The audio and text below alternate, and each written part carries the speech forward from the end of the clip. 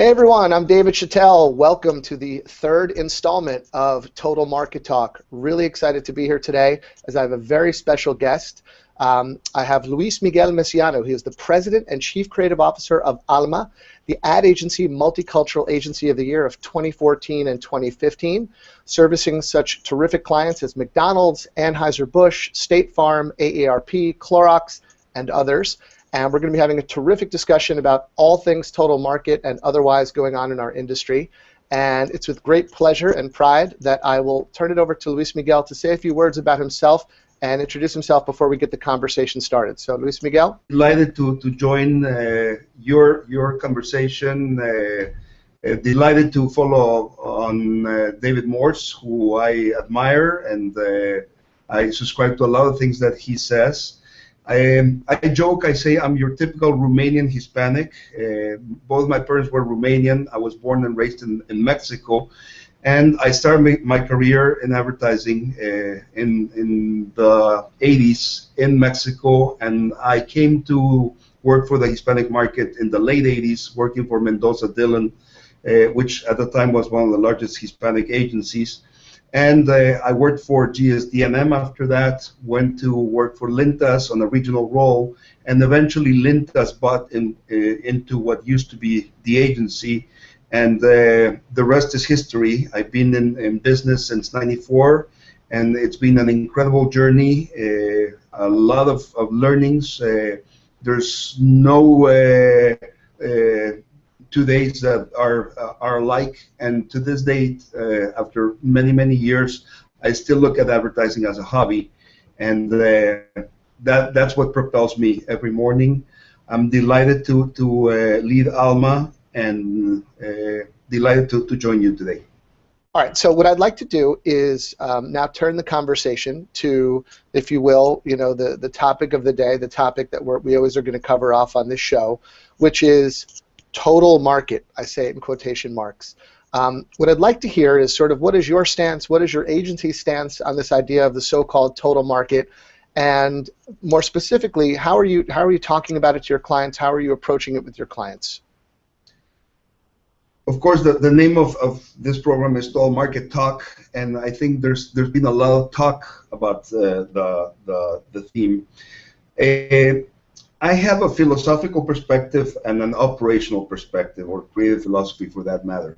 Philosophically, I have an issue with the word total, and if you think about it in other terms, we're against anything that's totalitarian. Call it government, call it many different names. From my perspective, it should be called all-inclusive market, which is what's really happening in a more diverse America, in a country that keeps changing, in which minorities are becoming majority in some places.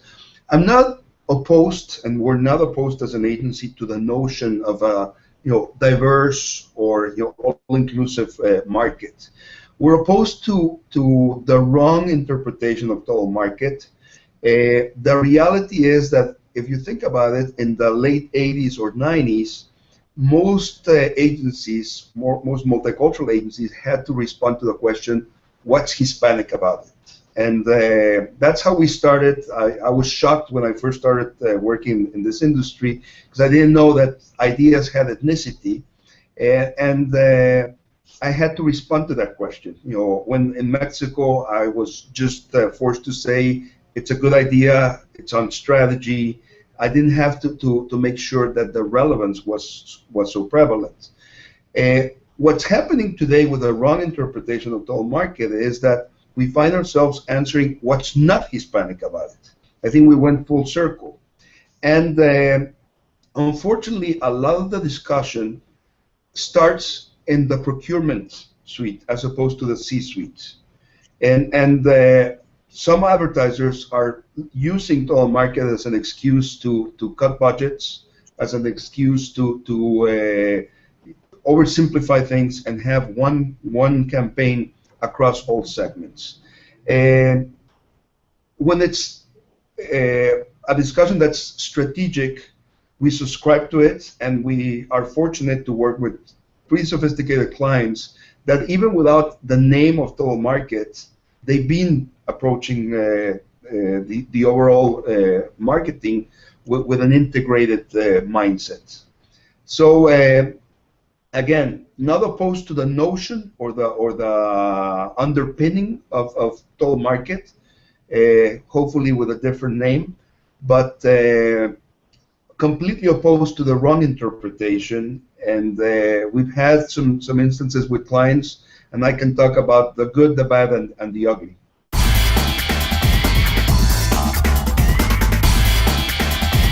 I know that AHA came up with a definition, and I think it's pretty accurate. I think the underlining of that definition has to do with an integrated approach. And I think it's odd that this day and age in which we're talking about one-on-one programmatic media, some people focus on a blanket approach called total market that really doesn't take into consideration the nuances or the cultural differences. I think total market is a little bit misleading. It's in culture versus in language, but there's a fantasy around total market. Market segmentation precedes ethnic marketing, and if you think about it, some of the women's magazines in the 70s were mastering this idea of segmenting and talking to very specific targets. I think the digital era allows us to be even more targeted, and it has to do with passion areas.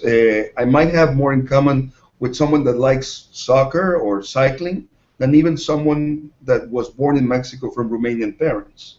It has to do with my lifestyle, my habits, and even if you look at our navigation patterns or even our playlists, you can draw a DNA of a person.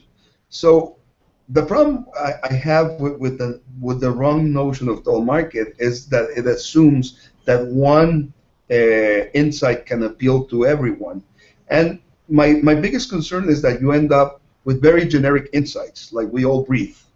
Yes, we all breathe, but we have different behaviors. We interact with brands and products in a different way. And I think it's important to keep that in mind. Total market doesn't mean that you need to give up on cultural insights. And to me, the big headline is that reaching is not necessarily selling. You can be reaching someone, but you might not be appealing to them.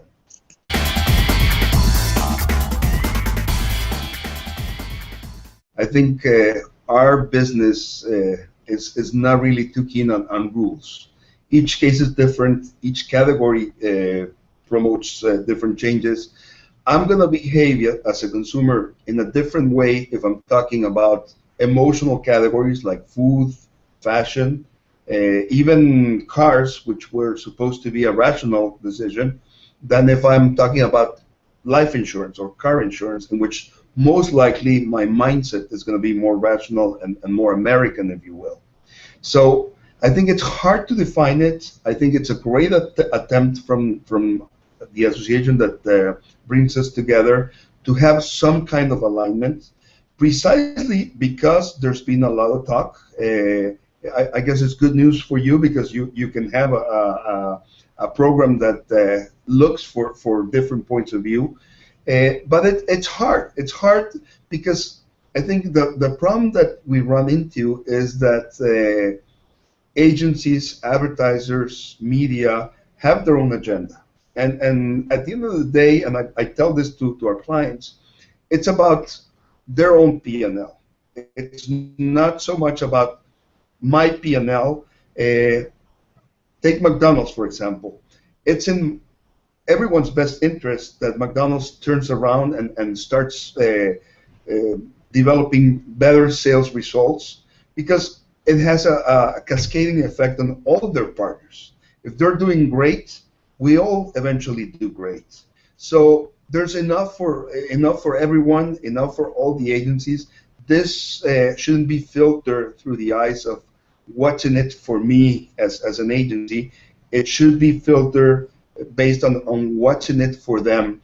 And McDonald's, again, it's one of those great examples in which, without the badge of Total Market, they've been addressing the different segments in a very relevant way for a very long time.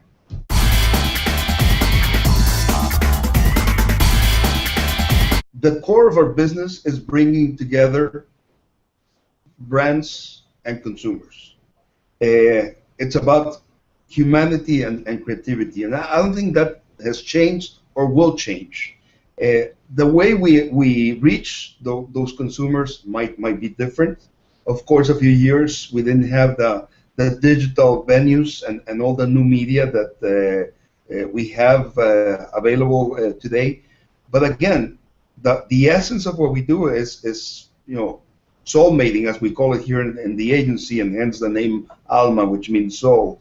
We're in the matchmaking business, and our purpose and the whole objective of our industry is making sure that brands resonate with consumers.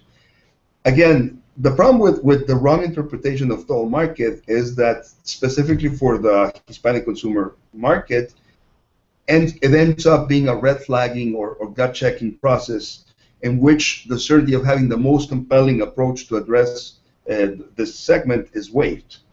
It cannot be a blanket approach. You have to understand the mindset, the lifestyle, the habits of your consumer, and that hasn't changed, and I doubt that it will change. I don't have a crystal ball. I wish I did, but what's relevant won't change, and it's the essence of communication. It applies to film, it applies to books, it applies to art, and it hasn't changed throughout time, and I doubt that essence of humanity will.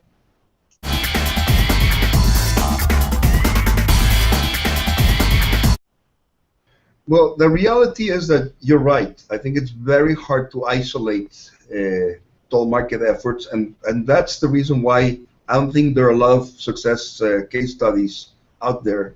It's hard to pretty much measure this in a vacuum because it's part of an overall effort. In the case of McDonald's, which has very sophisticated measurement mechanisms, we've been able to develop some programs, some tests, and I can talk a little bit more about it probably further down when we talk about some examples.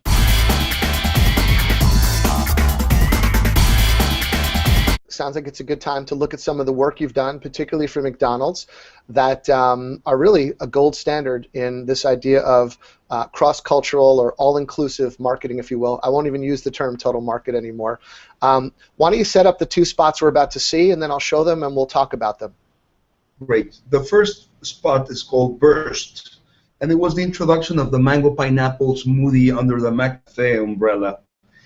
And unlike the general spot that DDB Chicago created, we saw an opportunity to talk about the blend not only of two tastes that are staples in the Latino culture, that are native for our palate as opposed to sophisticated or exotic. We also saw the opportunity to talk about the blend of two cultures and two lifestyles. And we were talking to millennials, bicultural millennials, and you'll see how we integrated the back home experience, even if they didn't live back in Mexico or Latin America. The second spot is called First Customer, and it really generated a lot of conversations in the social media space. It was conceived as a brand spot, but there's a subtext to it that has to do with how McDonald's portrays itself as a great employer. So we can run the two spots, and then I can talk a little bit more about results. Okay, terrific. Let's look at the spots. Yeah.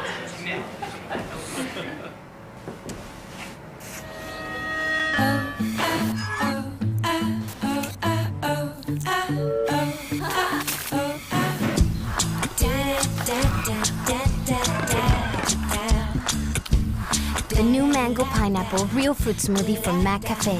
Two of your favorite fruits come together to create a smoothie made just for you. The simple joy of sweet memories.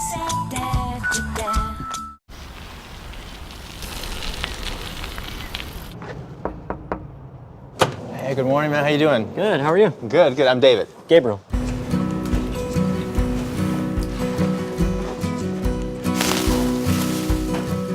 There we go. Okay, it's your first customer.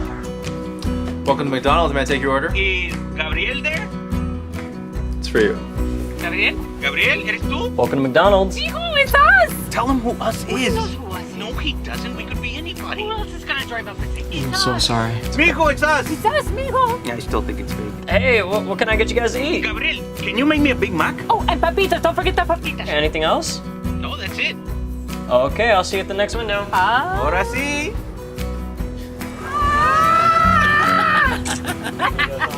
Thank you. How we doing, man? Bye. sir. It's okay. Mine take video. Wow, those are terrific. I'd love to hear the insights behind them, and tell us a bit more anecdotally. Where did these spots run? Tell us a bit about the results behind each. We'd love to hear your perspective on each. Well, Burst was produced both in Spanish and in English, and it was rotated as part of the general market media buy. It generated great results. Sales in the Hispanic market over-indexed the general market. Of course, probably because it's a relevant product, but also in terms of how we served it up.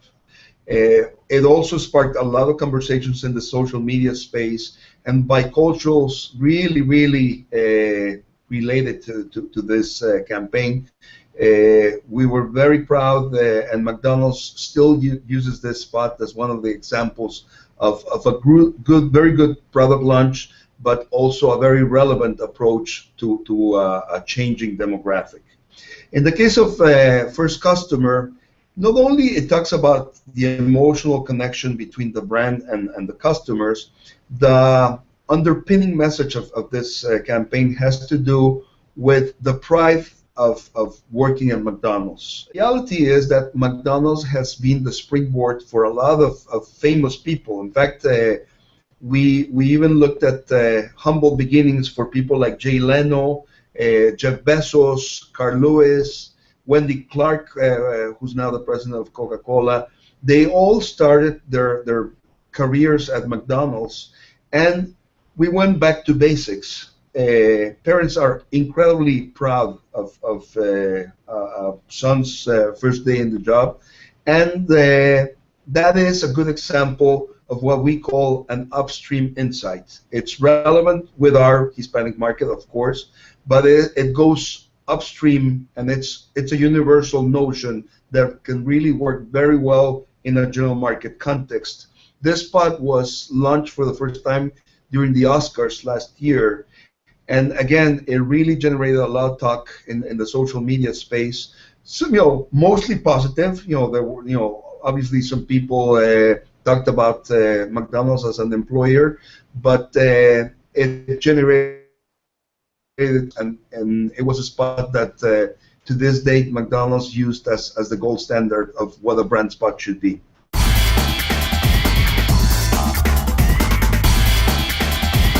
I think, as David Morse and other people in our industry refer to it, there was a lot of winking going on in these spots. In other words, they were obviously universal insights that applied to everybody, but they were also very uniquely Latino, both in insight, the way you cast it, of course, the parents and kids relationship.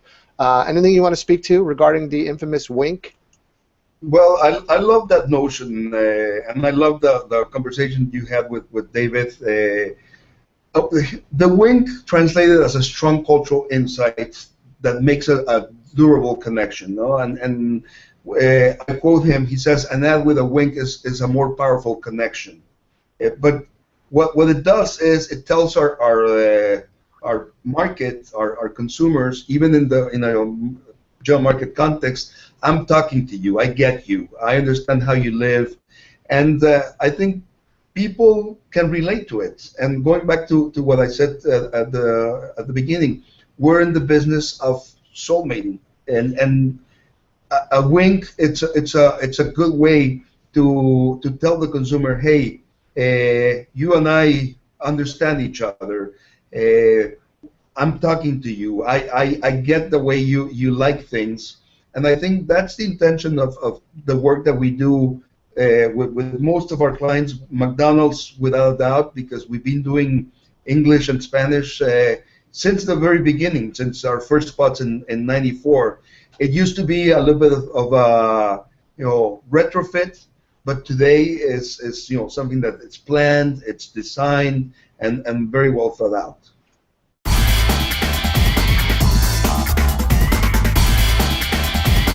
So shifting gears, let's talk more about the industry at large, the ad agency world. Your website actually says specifically that you must become an agency of the future or there is no future. That really resonated when I read that. And I'd love to know, you obviously started as a traditional Hispanic agency. You've evolved into more of a multicultural approach. You obviously won the award the last 2 years for being the top multicultural agency.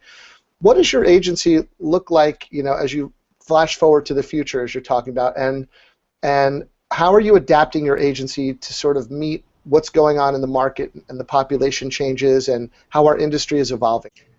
I think part of the design of an agency has to do with innovation, and if you're not constantly innovating, then you're destined to death.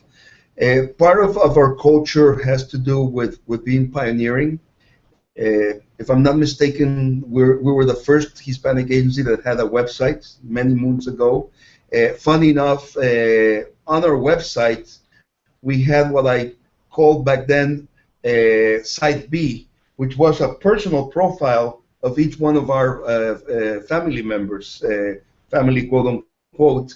And sometimes people that were here since the beginning joke with me and tell me, oh, you invented Facebook even before it was around. And the reality is that we're always pushing ourselves to do things differently. Has to do with the first pillar of our culture, which is curiosity. We have a social media lab, which is Twitter-based, and it's something that we put together to compensate for the lack of Hispanic surnames on some of the available platforms.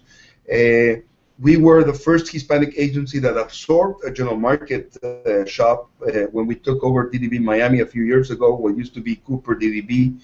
And we've been collaborating with Spike DDB on several projects, even before this notion of total market or cross-cultural was around. So we're always looking, and I think we have to push ourselves to keep exploring, to keep trying different things. There's a paradox in our industry. Clients get paid to protect the status quo.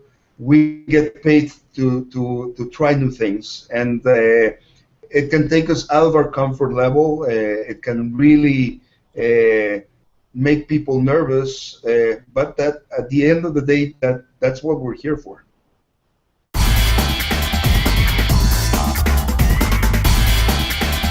Again, this is the brainchild of great people around me. Isaac Mizrahi, who's the managing director, Martin Su, our head of strategic planning, and the respective teams are always looking for things beyond the day-to-day. And we've been forcing ourselves to publish at least one, ideally two papers. We called them yellow when our colors were gray and yellow. Now we moved to purple. I don't know if we're going to change them to purple papers, but the reality is that we see our job beyond just the responsibility of building an agency, and that has been my philosophy since the beginning. I've talked about help create an agency, help create an industry, and make friends along the way. For us, it's important to give back, and for us, again, with that pioneering spirit, it's important that we talk about some of the themes like we're doing right now regarding telemarket. I think the first paper, Fusionistas, was developed, if I'm not mistaken, in 2008, when there was a lot of talk about biculturals, and again, there were many different versions. So we decided to embark on a journey of discovery, and we coined that phrase of fusionistas because they were fusing two cultures, two languages, and we found out that this segment feels perfectly comfortable in both languages and cultures, and they see themselves as 100% Latino and 100% American. Unlike us, that we fraction ourselves. I could have said, 60% Romanian, 40% or 30% Mexican, and then 10% American, having lived here for around 20 some years. In their case, they don't have to make compromises. It's an additive vision that adds as opposed to subtracts. And we also analyzed their connection to music, which was another one of the papers. It was called Always in Sync. And we did that through a very interesting study that took a look at playlists. I think I mentioned earlier that playlists have become almost a DNA test of consumers out there. And the latest we did has to do with how fusionista moms are raising their own kids. And it's a different dynamic, having had the roots back home, having lived and grown up here in the States. They're trying to preserve culture, but adapting to the American dream and the American way of life. So we're working on a few more. Don't be surprised if one of them has to do with our own rendition on all-inclusive market. But we see this as an important contribution to our clients and to our industry.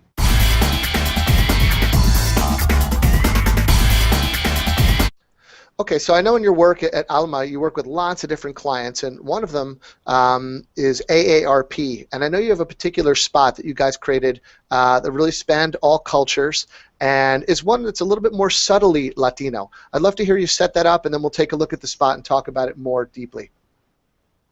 Perfect. In fact, this was a project that we worked for the Ad Council, who was working in conjunction with AARP for a specific program called Caregivers.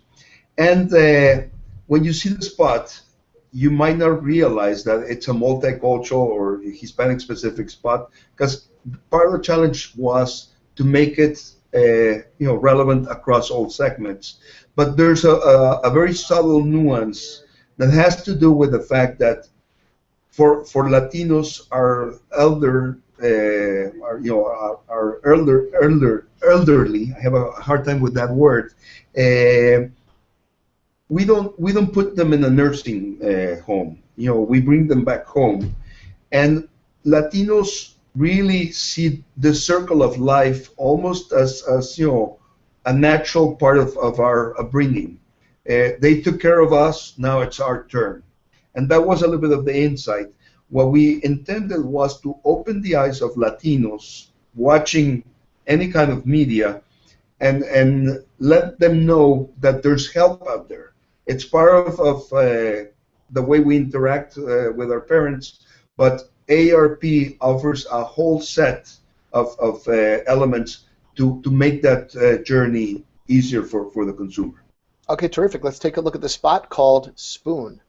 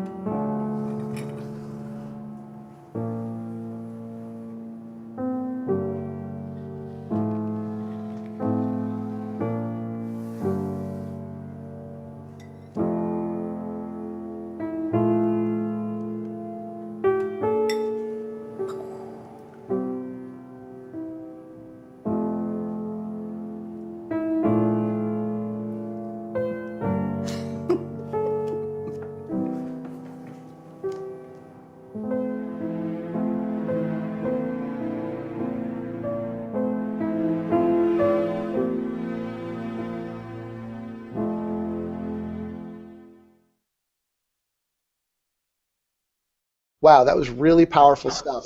I'd love to hear a little bit more about your perspective on it and what the feedback was after it aired in market. Well, I think it's a beautiful example. It's a commercial or part of the campaign that fills us with pride. It's work from Alvaro Suñol and his team, our new executive creative director, and I think it really gets at the power of emotion. And I think that is something that, as multicultural experts, we bring to the party.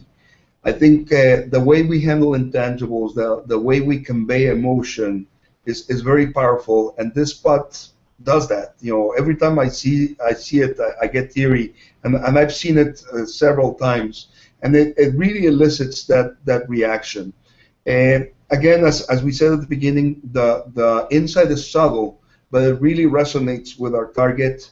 They know that they take it upon themselves to take care of the elderly, but AARP and caregivers is a great program that can support them in this journey. Luis Miguel Messianu, the President, Creative Officer of ALMA, the Ad Agency Multicultural Agency of the Year 2014 and 2015. Thank you so much for being on the program. It's been a real pleasure, and I'm sure everyone's going to really enjoy hearing what you had to say. So thank you so much. Thank you again for having me. It's been a pleasure talking to you, especially sharing our own perspective on total market.